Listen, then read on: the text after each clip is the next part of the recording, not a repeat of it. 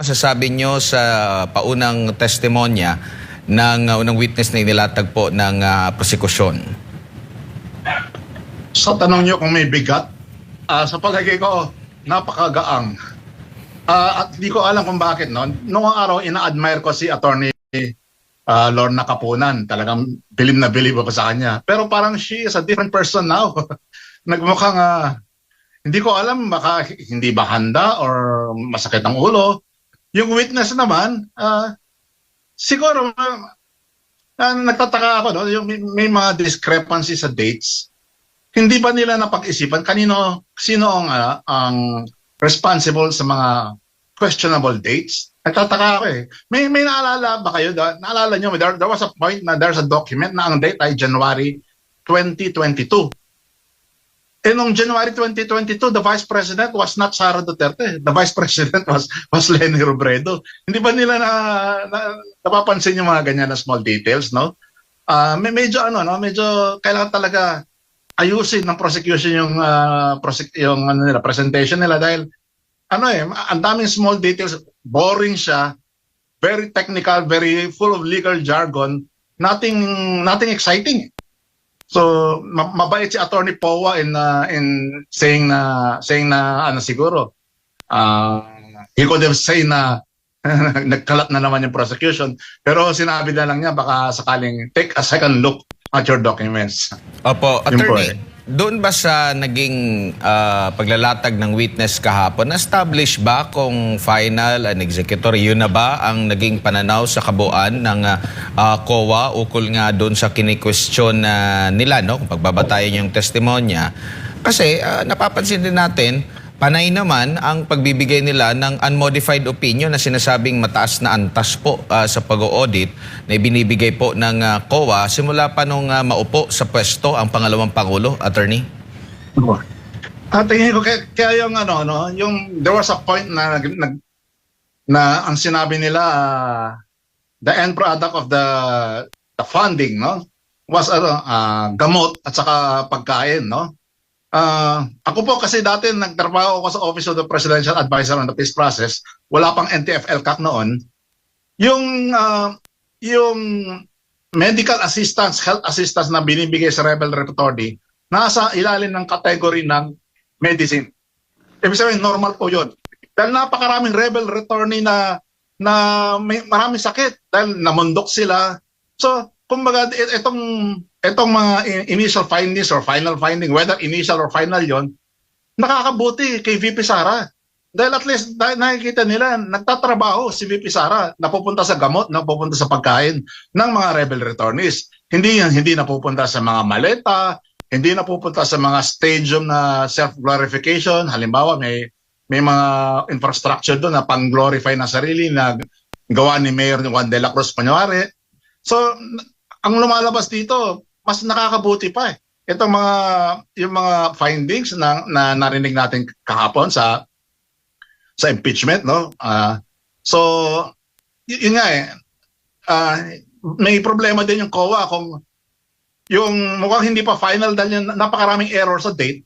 Pero, as to substance naman, the more they present, the more tumitibay, the more gumaganda ang image ni Vice President Sara. Opo. Kabaliktaran natin. Opo. Meron sila sinasabing paglabag daw doon sa Joint Memorandum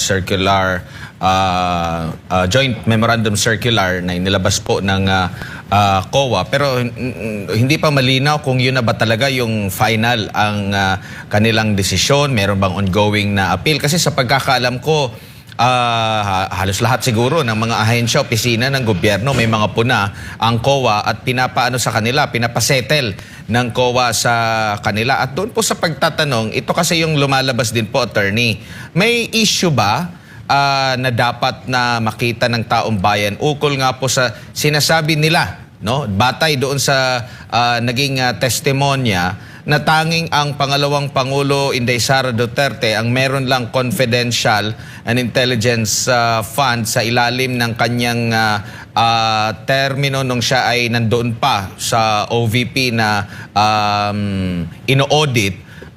Tatlong vice president ang sinabanggit niya na audit po niya. tapos parang pinagmumuka nila na si VP Sara lang ang merong confidential fund. Issue po ba yun, attorney? Masasabi ba agad na porket siya lang ang merong confidential fund, gawan agad ng issue which is in fact, hindi pa nga ano doon kung siya lang ba talaga ang may confidential fund? Kasi marami mga lumalabas na report na si VP Binay pala ay merong confidential fund noon na galing din sa Office of the President.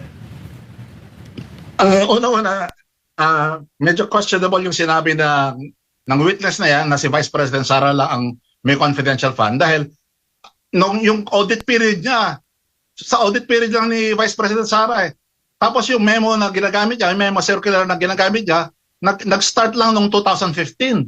And before that, during the time of yung 2010 to 2015, si VP Robredo yun. Noong 2004 to 2010, si Binay yun. Noong 2001 to, there was a time, si Noli De Castro pa, tapos si Gingo na. Hindi niya saklaw ng witness. He is speaking of a very short period of time. So definitely outside ng scope ng audit niya, hindi niya alam. So he's not a competent witness to say na si Sara lang ang may confidential fund. Now, another point is napakahirap paniwalaan na si Sara lang ang mayroong confidential fund. Una-una, aminado yung Office of the President na meron silang confidential fund na times 100 times bigger, 1,000 times bigger than the Vice President. Tapos halos lahat ng ahensya ng gobyerno may confidential fund. Iba lang ang tawag nila. So, nakakaduda po yung sinabing yan. So hindi dapat lagyan ng issue po doon na attorney. No, ngayon dito po tayo sa pangalan na nakalagay doon sa sinasabing acknowledgement receipt. Yung sikat na pinalulutang nila na si Mary Grace Piatos na parang 70,000 pesos lang ba yun na pera, tapos iba pang mga Piatos. Nakita mo ba na mismo doon sa pagpresenta nila sa witness, pati yung witness ay talagang sinasabing mali? Kasi parang wala tayong, di ko lang alam, sa inyo pong obserbasyon po, attorney, kung nanggaling ba mismo sa bibig ng witness na questionable yun, or parang alam na niya na kalakaran na po, lalo na pagdating po sa paggamit ng confidential or intelligence fund? Kalakaran na. Yung gumagamit ng alias, talagang nung araw pa yon. Dahil dati ako mismo, I can testify, no, nung I was in that Office of the Presidential Advisor on the Peace Process, which is the predecessor of NTF-ELCAC, no? Yung pagka hindi ka gumamit ng alias at kapag hindi mo pinalitan regularly, delikado ang buhay ng informant. Yun po ang nangyari sa buhay ni Kya Hector. If you remember, Leopoldo Maliwanag. Hindi napalitan ang kanyang alias na Kya Hector. So na-identify siya. Tapos ano nangyari sa kanya? Pinatay siya, di ba?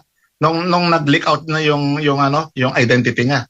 So, yung kalakaran na talaga na gagamit ka ng Mary Grace Piatos o kung ano man na nom nigger yon or kung ano man na alias, dapat alam ng COA dapat ng witness yun dahil yung sinasite niya mismo na 2015 Joint Memorandum Circular, mayroong provision doon about the use of about the importance of confidentiality na hindi dapat ma-expose sa danger yung informant using that very source document na sinite nila. So definitely non-issue yan at hindi lang non-issue, delikado sa buhay ng informant dahil pag ni-reveal mo kung sino si Mary Grace Piatos, kung sino man siya, delikado buhay niya.